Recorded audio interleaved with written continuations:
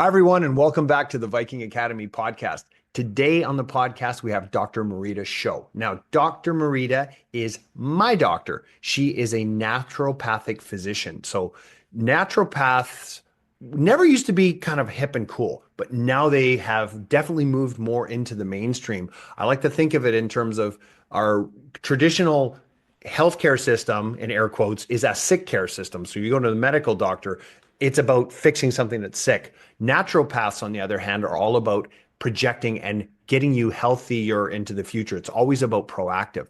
And so what we cover off in this episode is we specifically talk and I share openly about the work that she does with me. And the one area that we ended up going quite deep into is about the adrenals. And I didn't realize how important the adrenal glands are to your overall health and well-being. My adrenals pretty well sucking right now, and it's got a result of a couple things that is causing that to happen. Marita reminds me again what I need to be doing to fix it. And I'm very active in a lot of the cases, but I really need to up the game a little bit more in some of the areas for me. And she also talks about her book. There's a bunch of books that she's written, but the one is we're going to have the show notes there, and it'll give you some resources inside the Viking Academy as well. So there you go. If you are interested in improving and exploring your health, this podcast is for you. So there we go. Now let's go explore.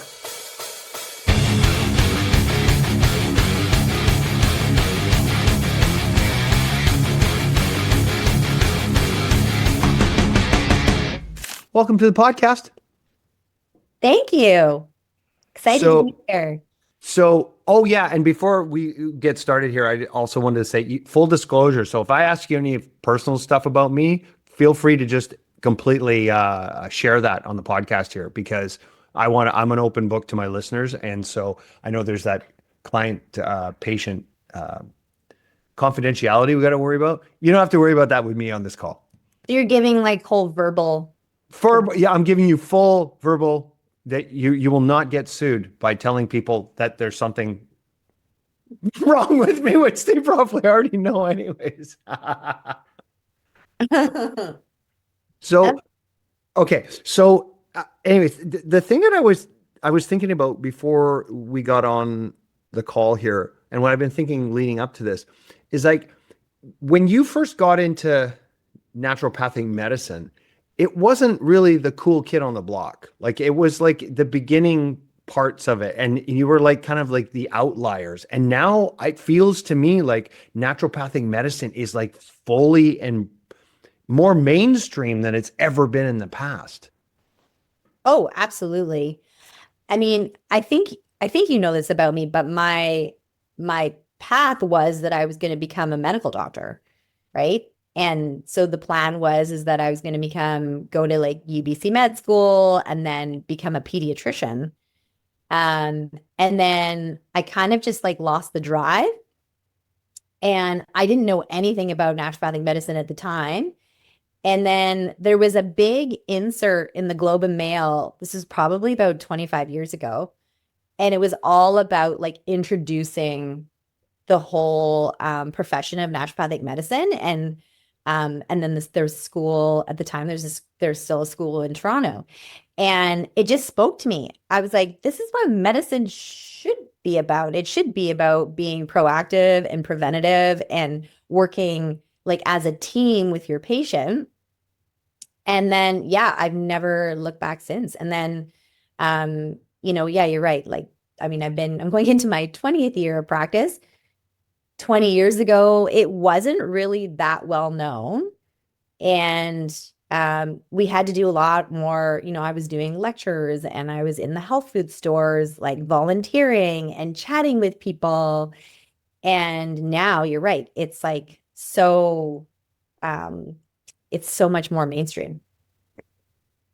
Yeah, and like I know you're packed busy. Like there's nothing left in your schedule. People are like booking out well in advance, because whenever I talk to my friends, I'm like, oh my God, you got to go see Marita. And they're like, I'm trying to, but she's taking forever I can't get in to see her. I'm like, oh, I wish I could give them an in and say, here's your hall pass. So you can go in to see her sooner. Yeah. So it's interesting. So there are a couple things, a couple paths I want to go down with that. First one is like, What was it about the traditional medicine route that can you remember what didn't resonate with you? Like, what was it that stopped you from going down there? I think the big part of it, and I mean, I have friends that are medical doctors, and I'm in no, I'm not saying that, I am not in support of, the medical system and medical doctors, like we being medical doctors, obviously. But I think for me, what didn't resonate with conventional medicine was sort of like that more reactive approach. And, some, ER docs or medical doctors, like that's what resonates with them, but it didn't resonate with me.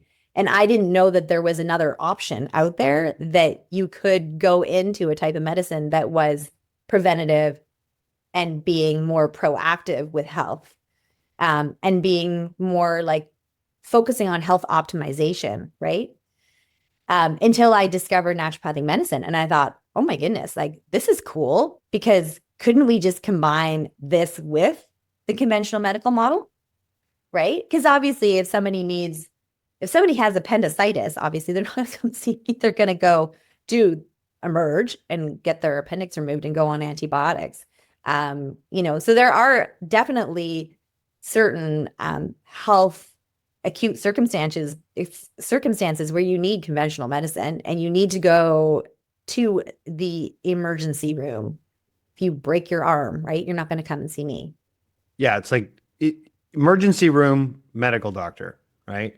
And then, but going to your regular doctor for healthcare is kind of, it's kind of funny. Like I keep hearing this phrase over and over again is we don't have a healthcare system. We have a sick care system. So when you get sick, you go see your doctor. Like I literally talked to you about that just before we got on the podcast. I got a problem with there's some nerve problems in my elbow. And so I'm going to go see my medical doctor about it. Right. But it's only when I get sick that I go see him. I go to see you to get ahead of the curve. It's like the work that we do together is all about preventative and forward thinking. And so it's like you're my healthcare provider. My medical doctor is my sick care provider. Right. And it's funny because whenever I do talk to them and I ask them about some proactive, approaches, most doctors, they just kind of look at me and no, that doesn't work, or they're just not there. I hope that's starting to turn around because there's a huge groundswell of people starting to look at their health and starting to see it being proactive. It's like they're finally catching up to what you saw 20 years ago or 25 years ago, actually, because that's when you said you first saw that. Yeah. Yeah.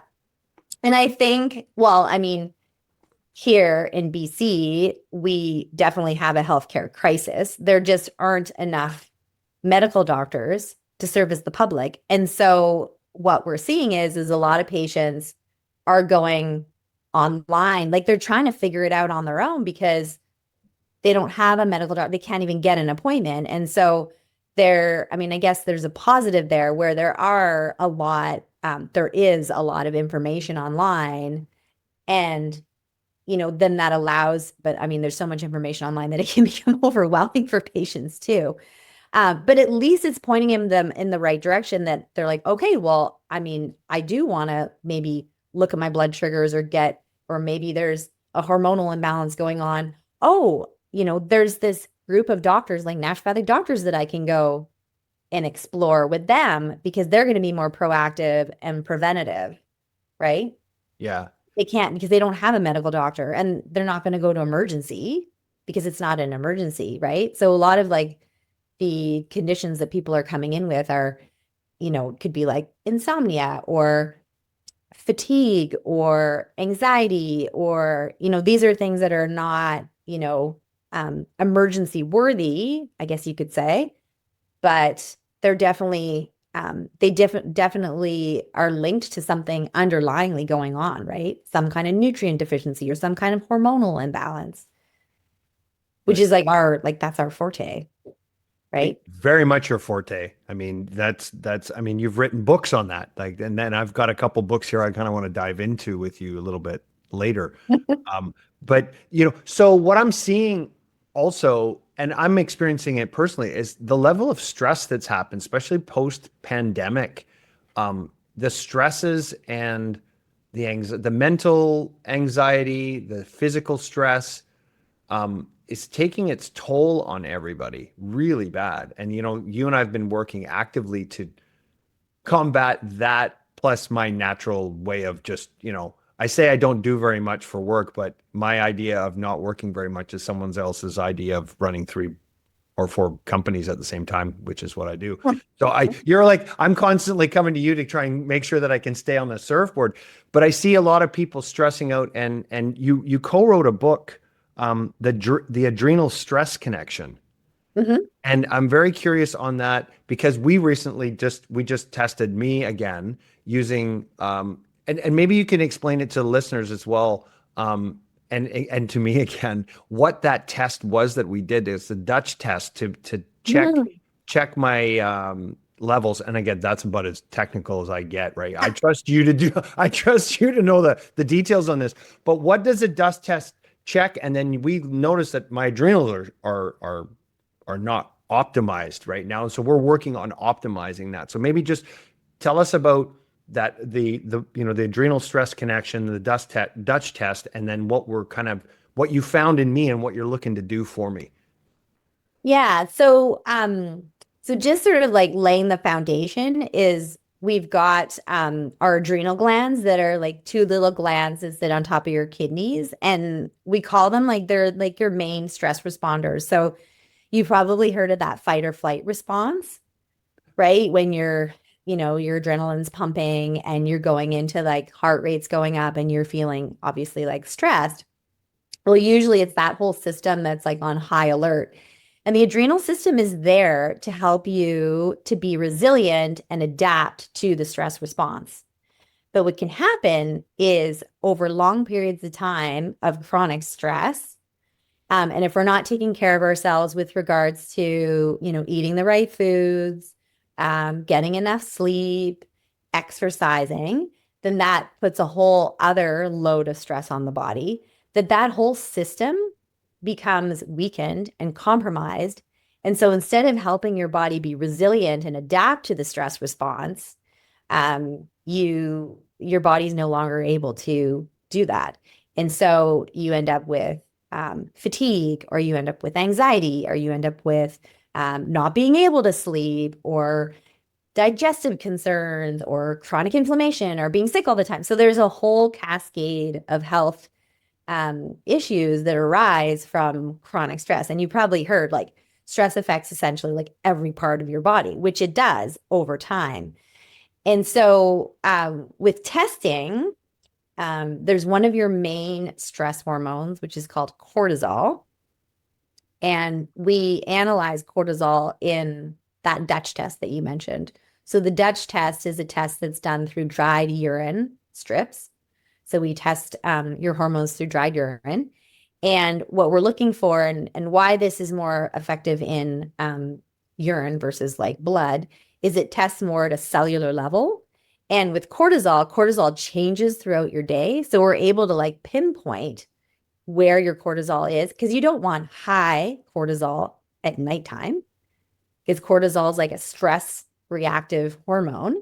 So naturally, cortisol levels in a healthy individual, naturally your cortisol levels should be lower in the evening so that your melatonin kicks in, your sleep hormone, and you have like a good restorative sleep.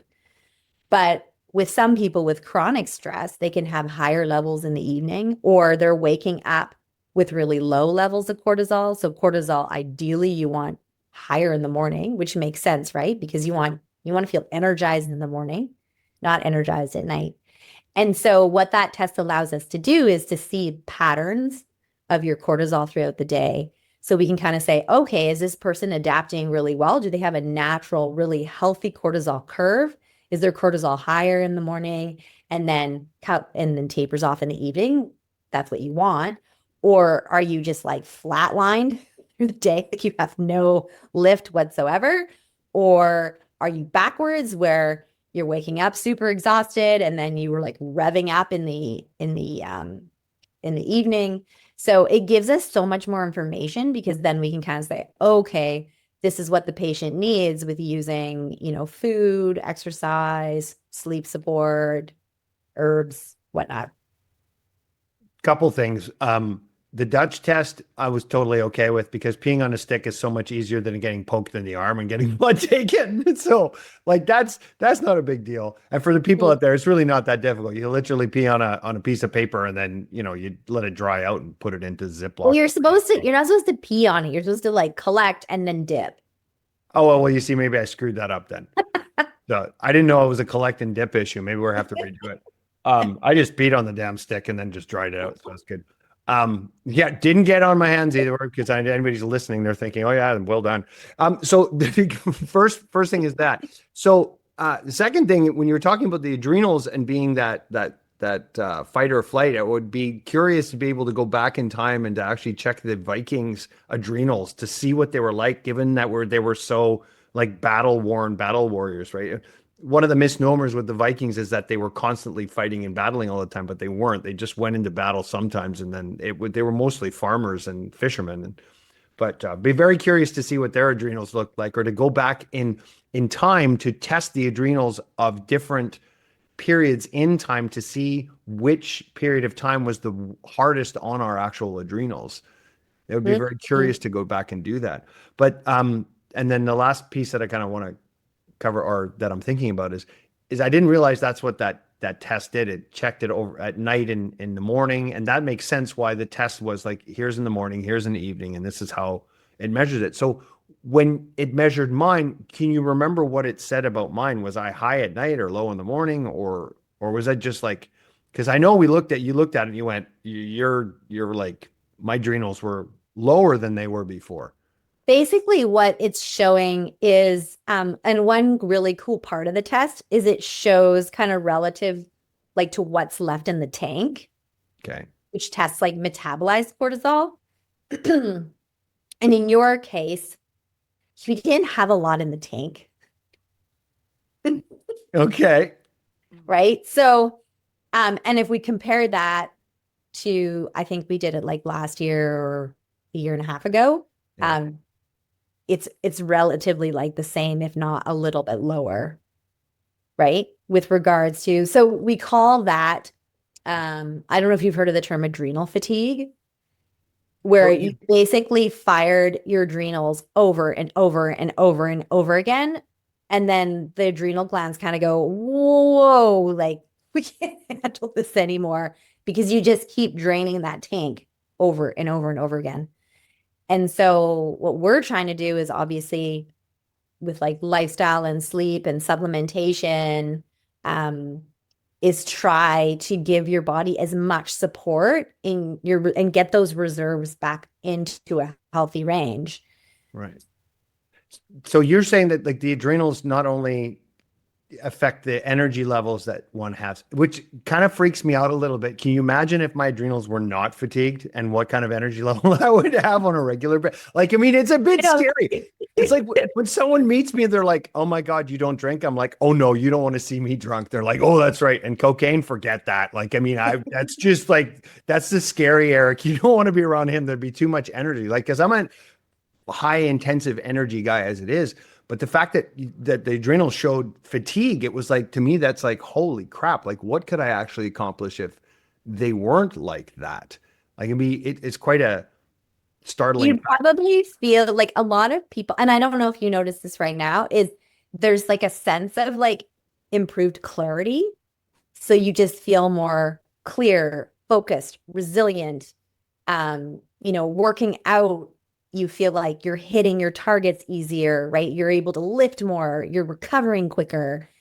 Like all of those things would start improving. You'd like notice it through there. Cause I think, yeah, you're right. Like you have like pretty good vibrant energy already, but it's all the other things that are linked into healthy adrenals, right?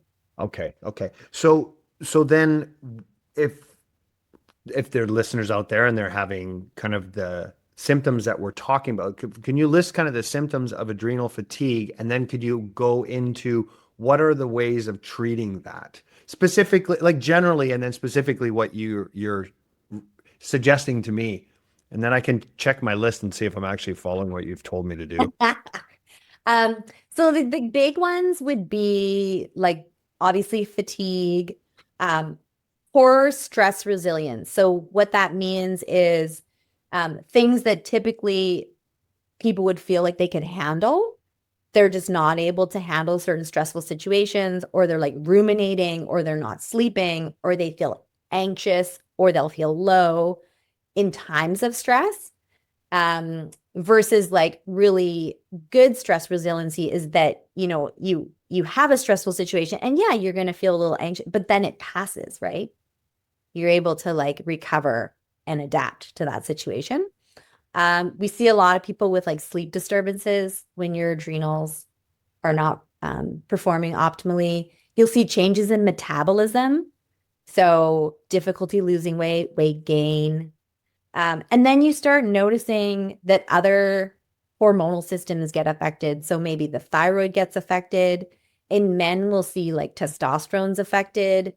In women who are perimenopausal, menopausal, or even like premenopausal, we'll see other shifts in hormones. Like it might start affecting like their cycle in a negative way. Menopausal women, you're starting to see a lot more intense menopausal symptoms. So there's a host of symptoms that can be linked to poor adrenal function.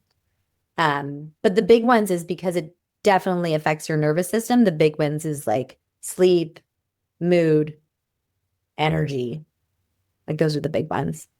Is that why you co-wrote or co-authored that book on it? Because it seems to me like the adrenals are such an important system in the body. Like it like all the things that you say go sideways because your Oh adrenals are yeah. poached. Like it's a lot. I mean, they're the root to a lot of what goes on in the body. And I think the other thing we kind of forget about is, I mean, we always think about stress as being stress, right? Like you have a stressful job or you're stressed at home with kids and managing just life. But stress can also come from your food, right? So if you're putting the wrong foods in your body, like say you're eating processed foods or too much sugar or too much caffeine or too much alcohol, like that's another layer of stress, physical stress on your body. Not to mention, I mean, we could spend a whole other hour talking about this, but like environmental toxins.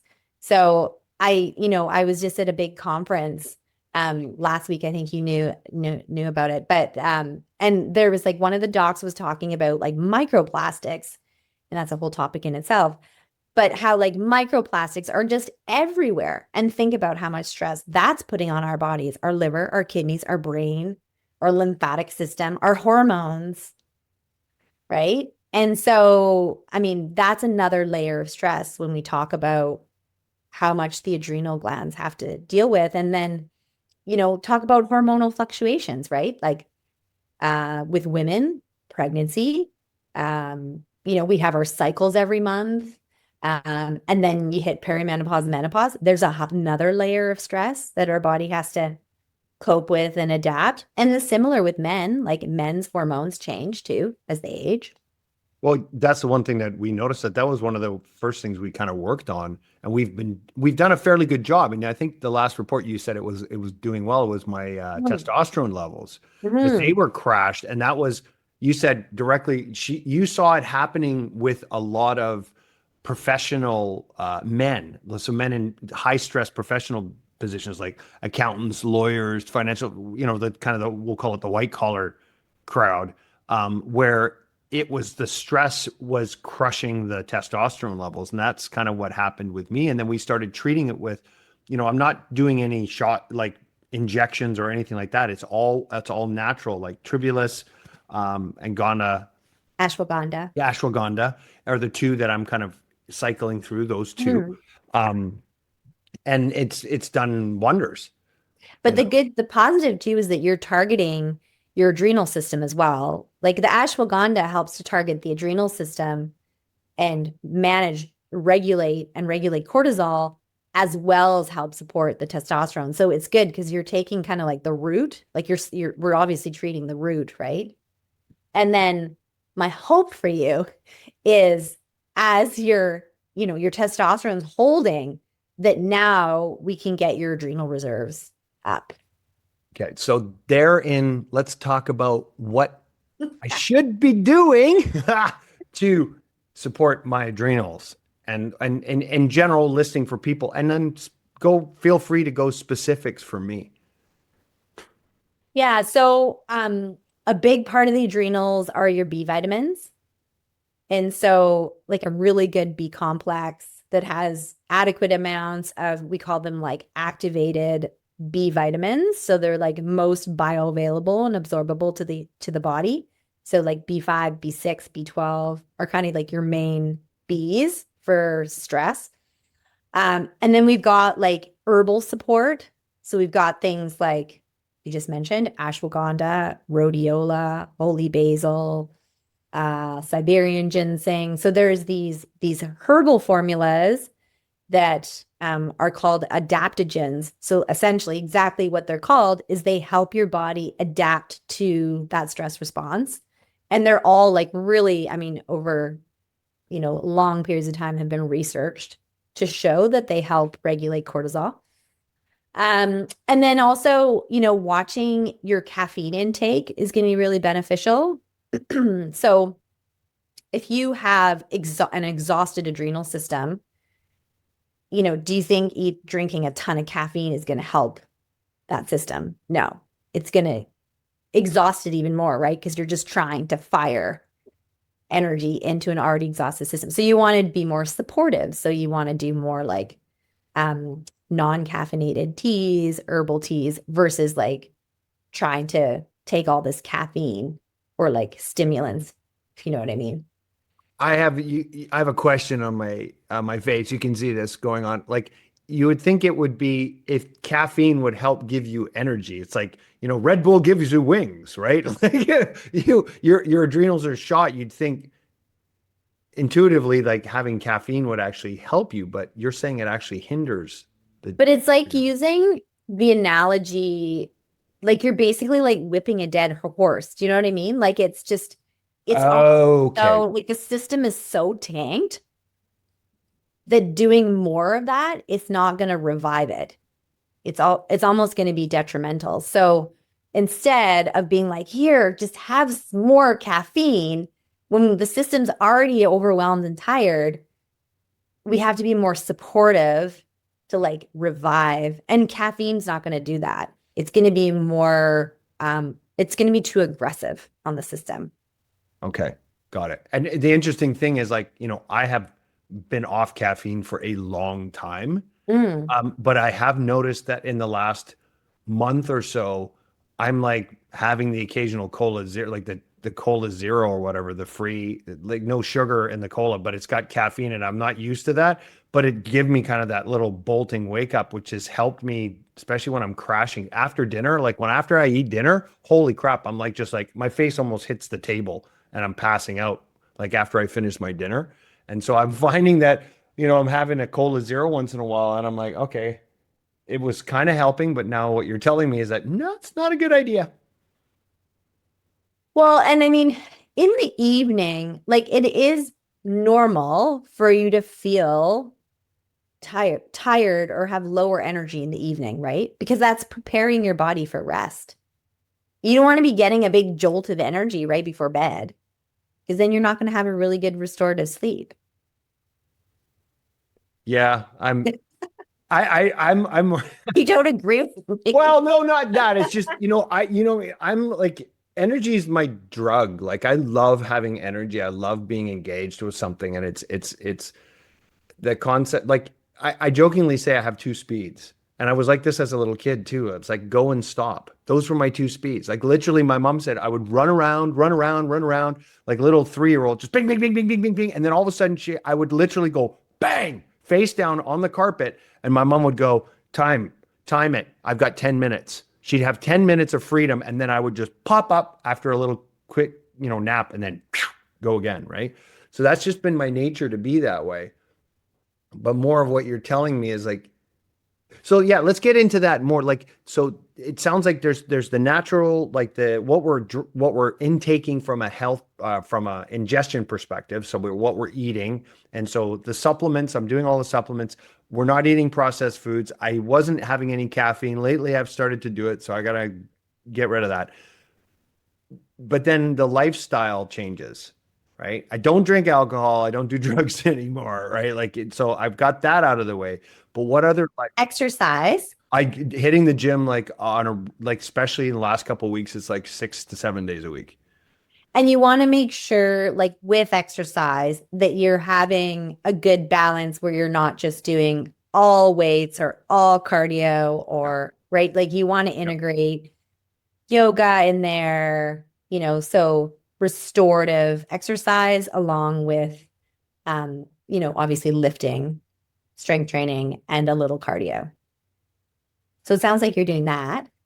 I could do a better job because I probably hit the weights more.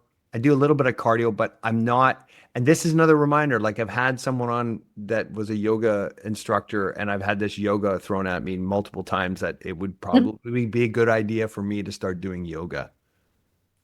Yeah, and it doesn't have to be every day. Even if you integrated, like try once a week. Right. Right. And then And sleep.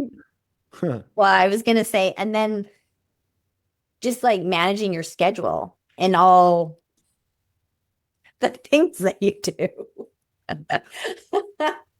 Marita's like laughing at me right now, big time, because this is a repeating.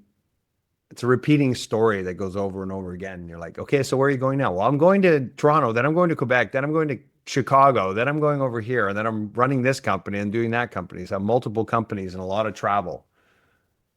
And you roll your eyes at me every time I tell you. I'm not rolling my eyes. I just remember we have conversations about, well, is there anything that you can let go of? Yeah, that's something I'm gonna have to really. I've already done it actually. No, come to think of it, I actually have done it. I've started to cut down on. So there's this thing called, I like to think of the 80-20 rule, right? The 80-20 rule. You get 80% of your results from 20% of the work that you do. So honing in and figuring out what that 20% is, and if you could just do that 20%, you'd get maximal results. I'm starting to, and I do this on a regular basis, and I'll go through my kind of my activity list, and I'll go, what is in the 80% that is not giving me the what's in the 80% of stuff that I do that's really could just go away, and I could just focus on the 20%. So I am starting to do that. And I've been honest with the listeners and all the members in the Viking Academy. I'm not one of these gurus that comes out there and said, like my shit don't stink. I'm perfect. Here, follow my rules. This is what I do. I'm learning this along the way. Like this is a journey that I'm taking with the listeners and the Viking Academy members. Is like I'm working through all this as well. So I'm trying. It's just this constant improvement and refinement. It's like, okay, what does this body and this entity known as Eric need, right? And so And that's where I think like layering in, the whole philosophy of naturopathic medicine, it's very individualized, right? We're taking each person and yeah, maybe I see adrenal fatigue, I don't know, like 10, 15 times a day, but every case and how I approach it and how I treat it is going to be completely different, right? right. So if someone is feeling the symptoms that we just talked about, um, what is what's the easiest way for them to get started on to find out if something's there? Like obviously go to see Marita. That's what I keep telling everybody, right? If you get in the waiting line, but go see Marita. Is there something else that they can be doing than other than going to like what's the easiest step for someone to get started on this? I mean, you could like if the person has a medical doctor, there's like some standard labs that can be done. Or if you do pick up my like adrenal stress connection book, there's like a questionnaire in Okay. there where you can kind of rate, okay, like where are my adrenals at or at? And then there's some really good like lifestyle tips that are in there as well with regards to what we just talked about is, I mean, I think start with like foundation, right? If you're having too many processed foods or refined sugars, try to look at that. If you're having like 5 cups of coffee a day, that's maybe like half that, drink more water. If you tend to stay up too late and you're going to bed at like midnight, like let's maybe try to get a bedtime around 10, right? So all those things can actually go like a really long way, right? Versus, starting off with taking a whole bunch of supplements. I mean, supplements are called supplements because they're supplemental to, your foundation. And so I always say like start with the foundational pieces first and then add the supplements. Right.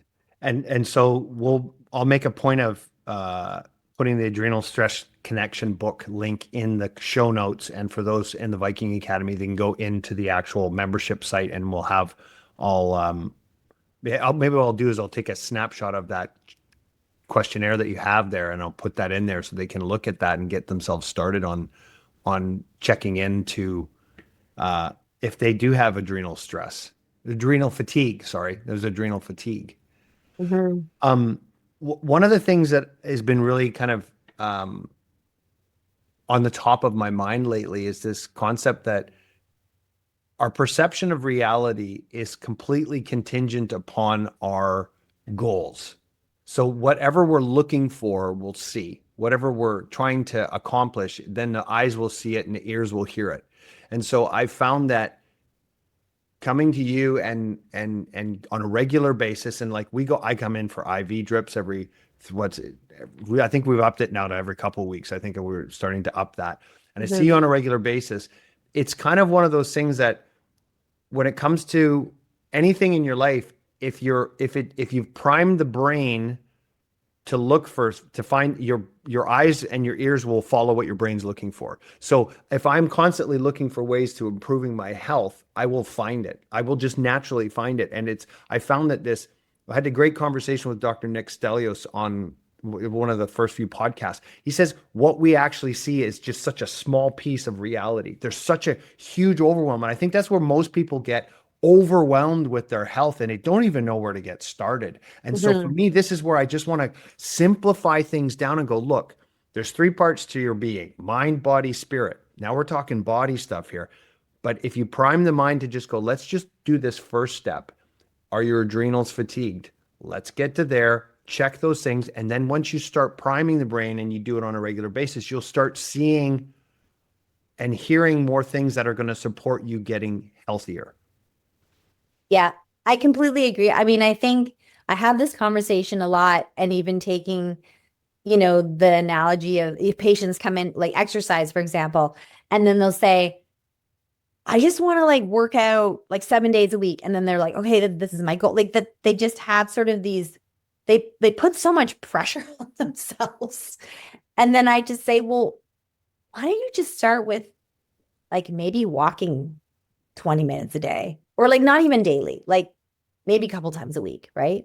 Versus like overcommitting. And I think you can kind of utilize that similarly to what you're saying is that there's so much information and then patients are just like, okay, I think I need this greens powder and I need this supplement. And they just start ordering all these supplements and, trying too many programs. And then they don't even know what they're taking, why they're taking them, and it just becomes too overwhelming. So yeah, I agree with you is I think like, and that's where it comes, us guiding our patients comes in handy because we can kind of filter through all that information and just kind of say, okay, this is what we're going to do to start with. And then like slowly start integrating the others.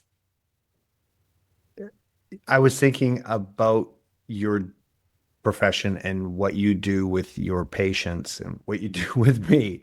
You gotta do they give you psychology training when you're going through naturopathic medicine? Like, do they train you how to actually deal with the mental side? Because I mean, you have to be part psychologist to deal with someone when they're coming in, I especially. mean, they give us a very, very small amount. And I think, there are times where There have been cases where obviously I refer out when I feel like it's just not within my scope of practice. But I think over the years and with experience, yeah, you do. You just learn those tools. Yeah, well, you have to. Right? Like it's like I think about all these different professions, and one of the things that's really missing in a lot of them, especially like where I came from, which is the professional accountant world, they do not tell you how and train you how to actually work with people.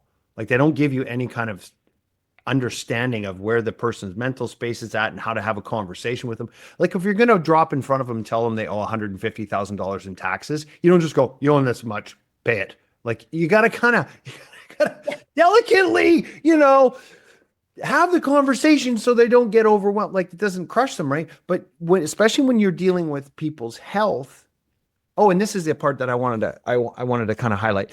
I find that when I go in to see my traditional medical doctor, I'm sick and he's got to fix me. I would imagine that most of the people that are coming to see you on aggregate are there because, like for myself, I come to see you because I want to be proactive with my health. I want to get better. So I'm there with positive energy going, what can I do to improve myself? As opposed to coming with a sick energy going, I got to fix me. I'm sick. Like, what are you finding between the two types of people coming to see you? Or Well, it's right? interesting because I would say we're definitely seeing, actually, I think it's shifting. So I think before, um, there's a lot of patients that are coming in and currently coming in that are sick, that have either exhausted the medical system, they're looking for a second or a third opinion, or they don't have a medical doctor. So they're just looking for some kind of support, right? Um, but now I feel like with there just being so much more information online and talking about longevity and like health span and being preventative and proactive, that we are getting a lot more patients that are coming in like yourself just saying, I don't have any kind of chronic, health disease or process going on or condition. But I just want to make sure that I'm doing everything that I can to live the best life that I can, as long as you can, right? Yeah.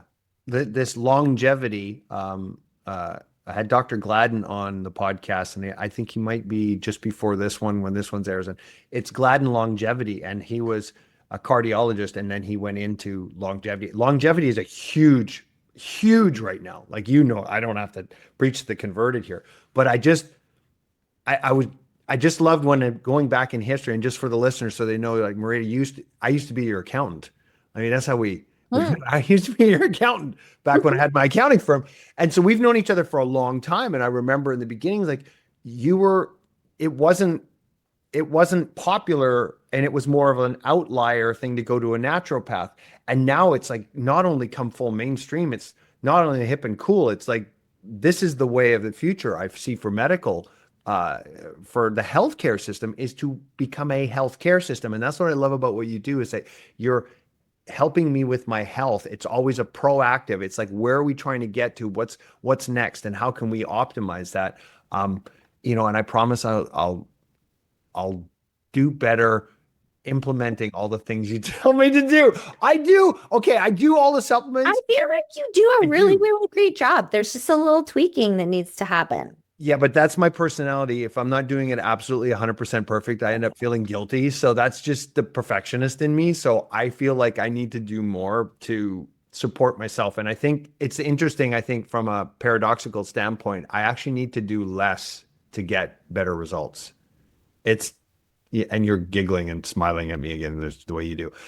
If that's what I need to do, is actually do less, and I can get more done by doing less. And I think that's actually one of the I do a rune reading, my rune cards and the actual runes. I do them every morning, and that was one of the things that came up in my reading this morning on the runes. It's like you actually know how to deal with this, and I thought about, yeah, I need to do less. So when you do less, you get more done. So doing less for the health side, I will actually get better. So I need to do a little bit less on that. I It'll be interesting to see when we do the test again. That's what I really want to do. I want to score well on the test. I'm a bit of a keener that way. And I think you will. I think the big part of it is awareness, right? Like you're aware of what you need to do. It's when people come in and they're just like unaware and they're like, no, I don't need to do that, or I don't need to change that, or, Yeah. But like, you know what you have to do. It's just like implementing it, which you will. You are. Okay. Thank you for that. So with that, the listener, the podcast notes will put a note in there about the Adrenal Stress Connection book. For those in the Viking Academy, go into the Viking Academy and I'll have more resources in there. And for any of the other listeners, if you want to join the Viking Academy, it's completely free. Just go in there and join there. I've now made it free. So you'll have more resources in there, be able to connect with Marita inside there if you're interested in going to see her. I highly recommend it, even though there's a waiting list. Go do it, 100%. Marita, any last thoughts before we shut down the podcast? This was so fun. I told you it would. I've been chasing you since I started the Viking Academy. Come on, get on the podcast. I know. We'll do another one. I finally did it with my schedule. Excellent. Well, now I've given you enough time. Now you can get home and take care of your puppy. So there. Thanks. Yeah. All right. Thanks a lot, Marita.